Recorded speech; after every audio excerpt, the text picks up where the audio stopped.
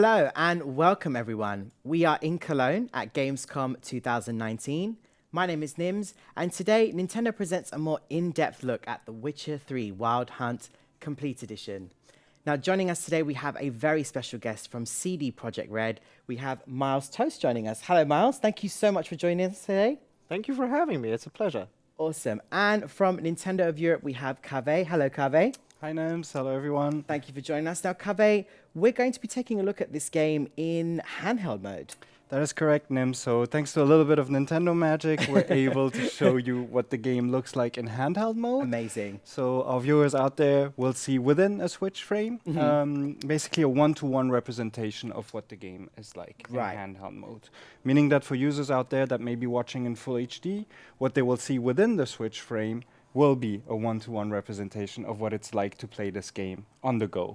Right, which is it's a big thing. I'm excited about that.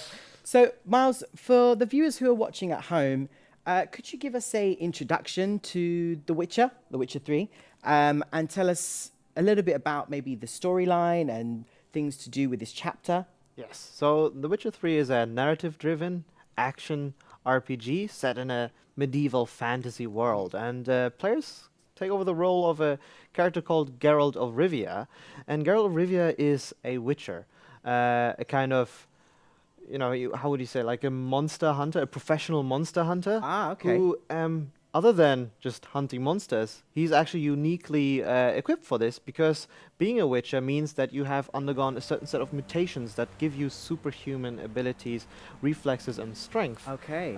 Making him uniquely qualified to go through the job of being a monster hunter. And Geralt has sort of taken on the ultimate contract, which is to find the child of prophecy. Oh, well, I'm sold. Let's go.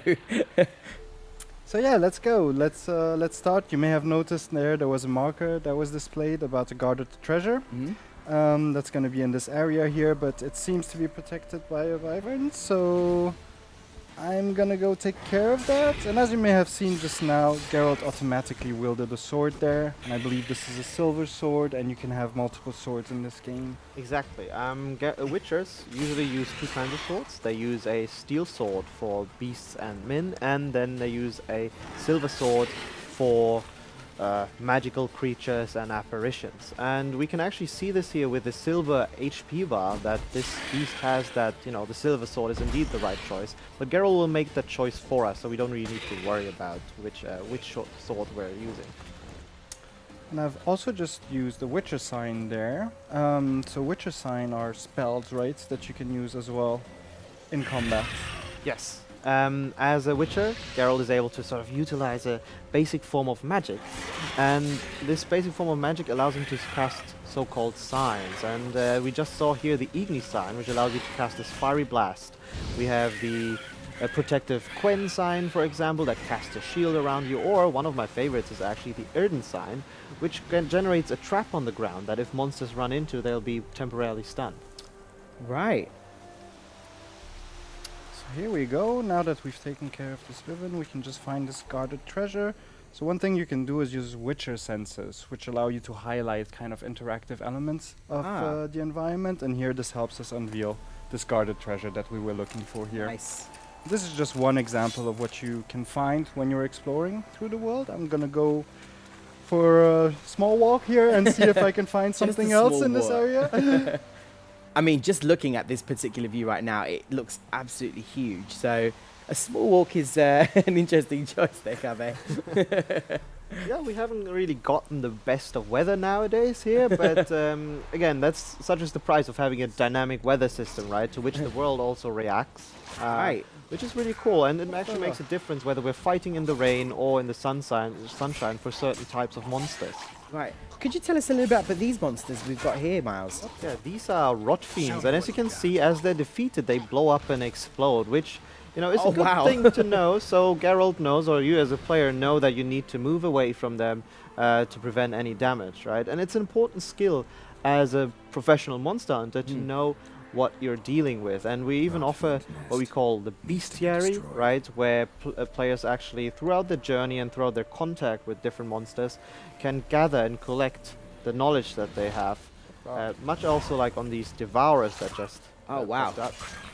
And whoa, as I said, it's really important to learn sort of the strengths and weaknesses of any kind of monster, as you see here, to be able to react to them and come in well prepared. Right. So yeah, thank you very much for this introduction to the multiple things you can do here. I'm gonna have a quick look now at the inventory to just showcase all these different things that you can equip yourself with. I tried using the crossbow earlier with not much success, I have to admit. But you can also like use potions and bombs as well to do a lot of damage or to destroy the monster nest, as I just did on screen.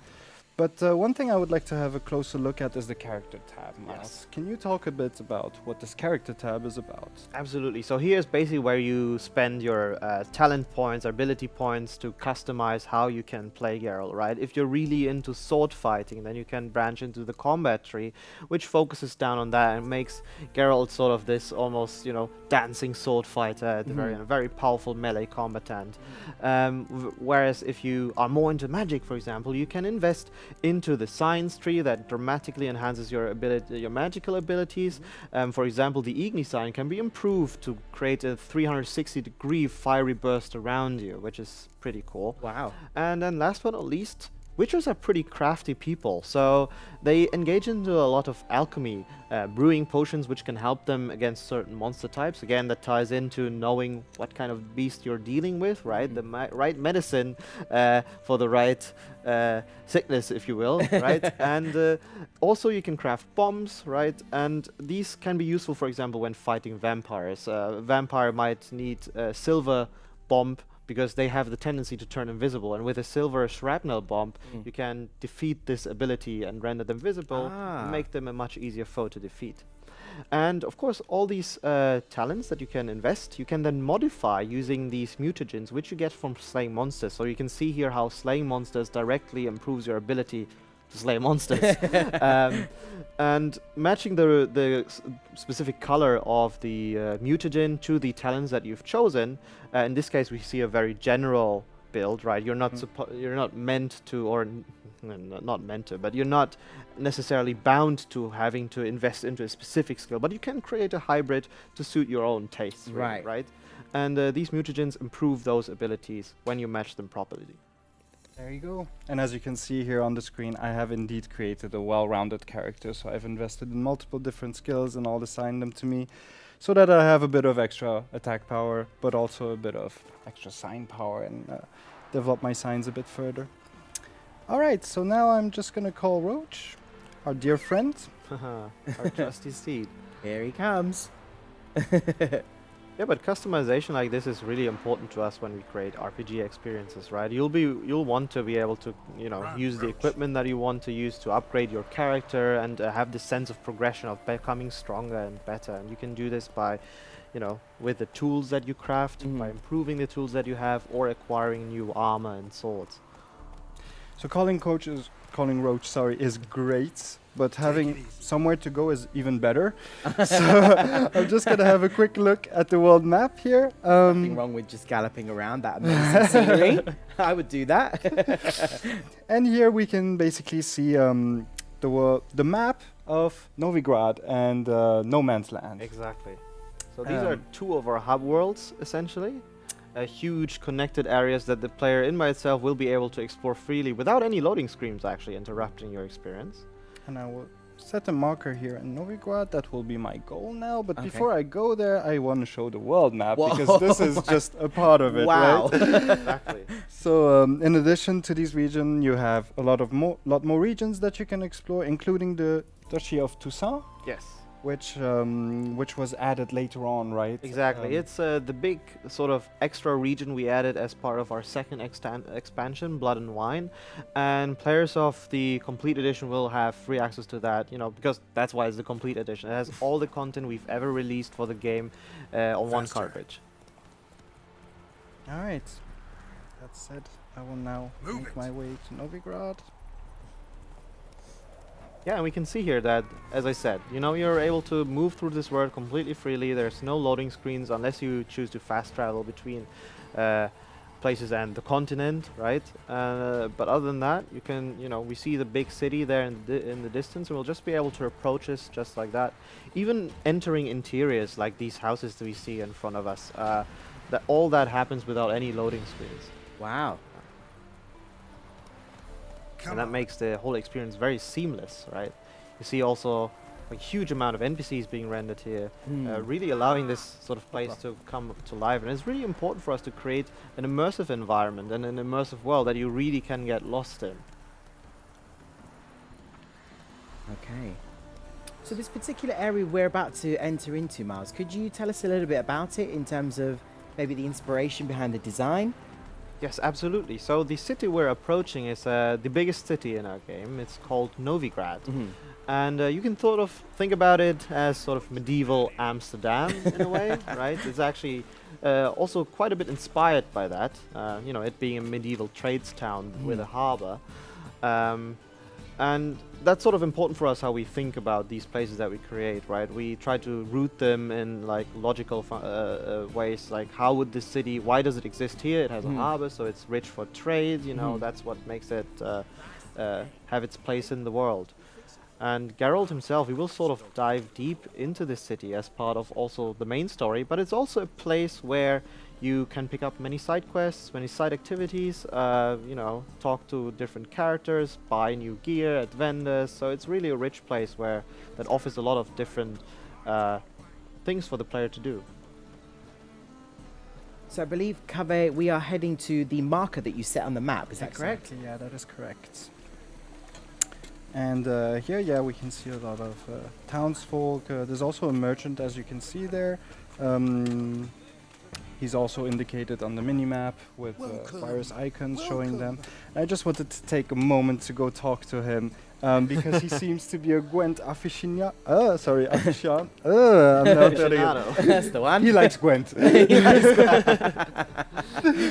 And this is sort of this ongoing quest, right, in the game where you can play cards, basically. Yes, it's a more light-hearted side activity that Geralt also likes to dabble in, a kind of card game that people in this world play all across the world, essentially, independent of where you are. And yeah, Geralt will be able to find lots of good challenges and also gain some cool rewards, complete decks, and even there you'll be able to sort of choose your favorite deck, the one that suits your playstyle. Wow. And engage in this quite crafty side experience.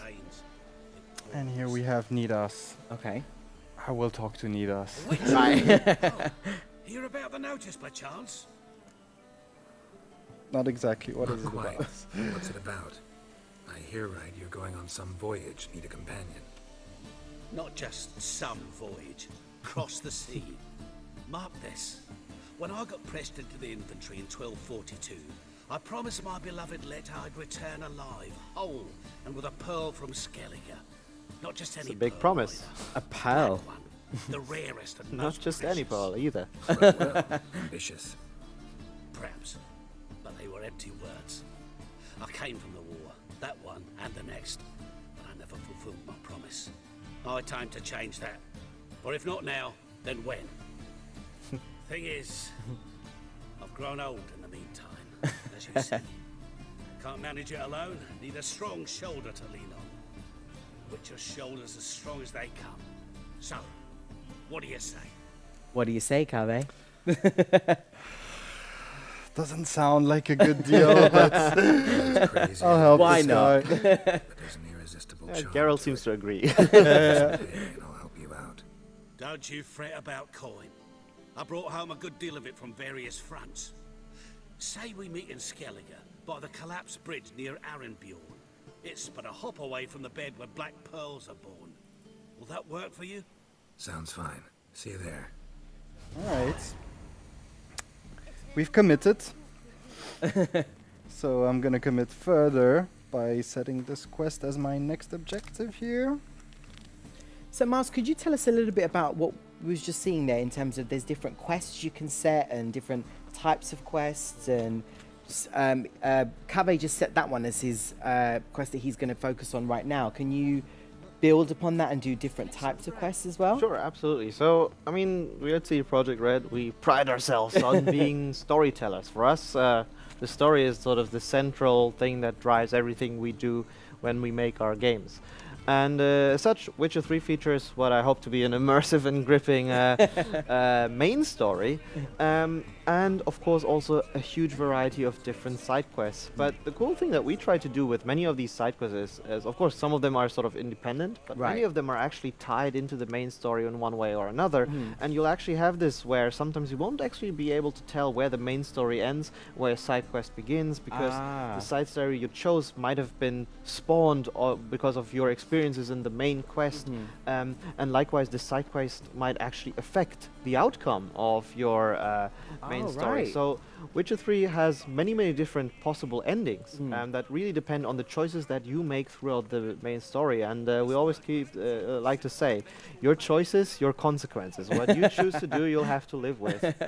I noticed the cover, you were looking at a notice board as well. Is that where you can pick up some quests as well, Miles? Or? Yes, you know, if you're not really being approached by good old Nidas over there, you might find some work looking at one of the many notice boards that you'll find all across the world in many different villages, and they actually grant a lot of awesome background lore as well to the world, but, you know, lots of work for a Witcher to do. All right, I was just taking a look at that map there again. That map it's huge. I'm just completely blown away. Miles, could you tell us how did you and your team manage to get such a gigantic game on the Nintendo Switch? It's actually quite impressive to me as well itself, right? Having originally worked on the game and seeing it now work on the Switch. And we had a little bit of help here actually by our friends over at Saber Interactive. And they, at some point, they proposed to us, or they actually showcased us like, hey, look what we did. We can actually do it. And then when we saw it was possible, we basically immediately jumped for it, because the idea of having players, you know, actually enjoy the game wherever they are is very appealing to us. Again, experiencing the stories we want to tell, right? No matter where you are. Oh, bit of rain here. Okay. So yeah, as you can see on the screen, Skellige looks quite different from where we just were. Could you tell us a little bit about this particular area, Miles? As Kaveh just said, it looks a lot different from where we just were. Yes, so Skellige is very different from Novigrad No Man's Land in that Novigrad No Man's Land has a lot of inspiration from a sort of Slavic, Middle Eastern, sort of Eastern European is the proper term, sort of culture and also mythology when it comes to the monsters. But here in Skellige, we're facing sort of a heavily inspired area by the Vikings and Norse mythology, right? So you'll see this actually in the architecture, in the vegetation, the way people talk. People, depending on the region you are in, actually have a different dialect as well that you'll be able to hear and sort of identify them as, you know, that's a Skellige, that's a guy from Novigrad. And that's actually really fascinating. Again, we're trying to create the most believable worlds that we can, and part of that is even, you know, extending that to our voice acting. Kaveh, very brave, sailing in the rain. Yes, in a storm. Yeah. Raindrops actually on the... That is very cool. It's very cool, yeah. The water physics in general are very impressive, I have to say. It looks fantastic. It's a pity that we, you know, didn't get the best of weathers, but it's part of having a fully dynamic, not only day and night cycle, but also weather system. That, as I said earlier, that actually affects how monsters behave, and, you know, it might not be the best idea to go out hunting for monsters on a rainy day when those monsters might be, you know, affiliated with water elements. Right. I like what you did there. Didn't give away too much for the players. Exactly. Kept the element of surprise in there. I like that. So yeah, here I'm just making my way to the marker we can... Whoops, sorry about that. You can see on the mini-map. To hopefully find our dear friend Nidas again. And it's cool that, you know, we offer the players also a lot of different ways to traverse this huge open world. As you can see here, we have a boat, so water is no limit to Geralt in that sense, right? We have Roach, of course, the horse, or you can just engage on travel by foot. And if all that is too much for you, and if you want to make the level designer's heart bleed a bit, you just fast travel, right? So it's all up to you and how you want to spend time in the game. I assure you I won't be doing that. I hope. Good you're here. So, what'll it be? Will you help old Nidus find a black pearl for his wife? I'd like it done already. Humidity's unkind to my bones. They've started creaking. Let's go. Let's go. But get ready for I mean, I've come this far. Find pearls where it's dry. True. But I survived worse during the war. At Rosrock, we fought waist deep in the swamp and... wasted my breath. History don't mean a whit to youngsters. Come on, Pearl Grounds out far now. Okay. Did he just call us a youngster? Yeah. Well, I guess everything's relative, yeah. something worth pointing out is actually the way this guy deals with or treats Geralt, right? It's not necessarily a given in this world that Geralt gets treated nicely and with a sort of level of respect that this guy is treating us with, because Witchers in this world are mostly actually feared because they are superhuman, right? They're not really considered as human, and people are oftentimes actually afraid of them. This is the place. They say dive down here and you'll see the oyster beds all around. Problem is, not all hold pearls. And the black ones are a real rarity. But search long enough and you're sure to find one. You're telling me now? So I'm supposed to do the diving. Well, you see, I've been in the infantry all my life, so I'm not one for water. And my lungs ain't what they used to be, so...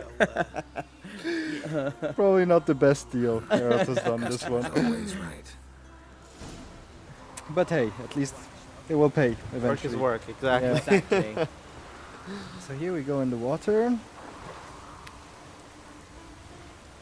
And yeah, again, I find the swimming as well incredibly impressive with the water physics. The water does look very, very cool. And that's yet another way you can traverse the world, right? Swimming and diving.